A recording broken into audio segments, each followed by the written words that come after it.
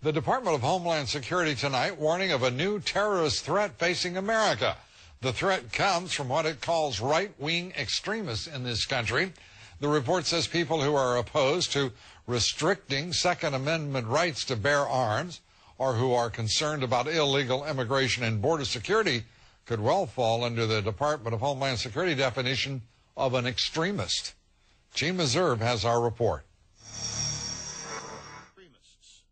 Political conservatives are fired up. This is an effort to criminalize political dissent, standard, ordinary, everyday political dissent. This fury, a reaction to an assessment from the Department of Homeland Security saying right-wing extremist groups could exploit fears about the economic downturn, gun control, and the election of an African-American president to attract new recruits. It says groups dedicated to a single issue, such as opposition to abortion or immigration, may fall within the definition of extremist. We are not extremists. They are the extremists. To make its case, DHS cites a surge in purchases of guns and ammunition and the recent shooting of 3 Pittsburgh police officers by a man reportedly influenced by racist ideology and fears of gun confiscations. An organization that tracks extremist groups thinks DHS has the picture at least partially right. The election of Obama certainly has played for these groups in the last 6, 7, 8 months. The economy, I think, is much more questionable. We really don't know if that is having an effect. A Homeland Security official says DHS is not trying to squelch free speech. There is no link between extremists being talked about in that report and conservative political thinkers, activists, and voters. But conservatives aren't buying it. If the Bush administration had done this to left-wing extremists, it would be all over the press as an obvious trampling on the First Amendment rights of folks and dissent. In fact, in January, there was a warning about left-wing extremists. It was issued by the Obama administration, but both reports were begun under President Bush. This new DHS assessment says right-wing extremists may try to radicalize disgruntled veterans to exploit their military knowledge.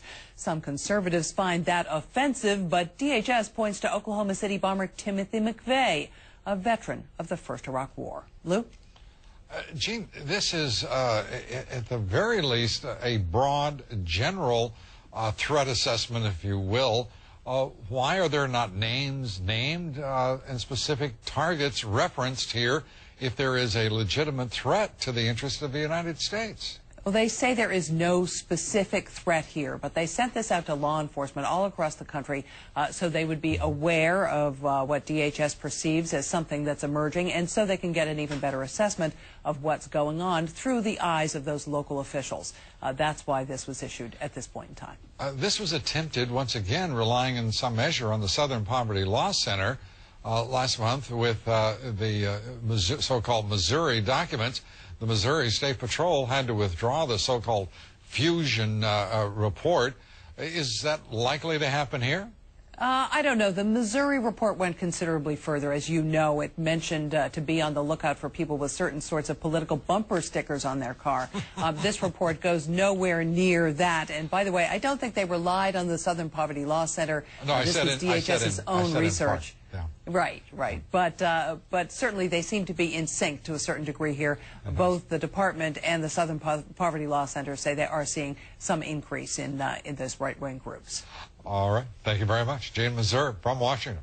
Well, we'd like to know what you think about all of this. Our poll question tonight is, do you think a person concerned about borders and ports that are unsecured, illegal immigration, Second Amendment rights, or a returning veteran from the wars in Iraq and Afghanistan is likely or even possibly probable, as the Department of Homeland Security suggests, to be a right-wing extremist? Yes or no? Cast your vote at LouDobbs.com. We'll have the results here later in the broadcast.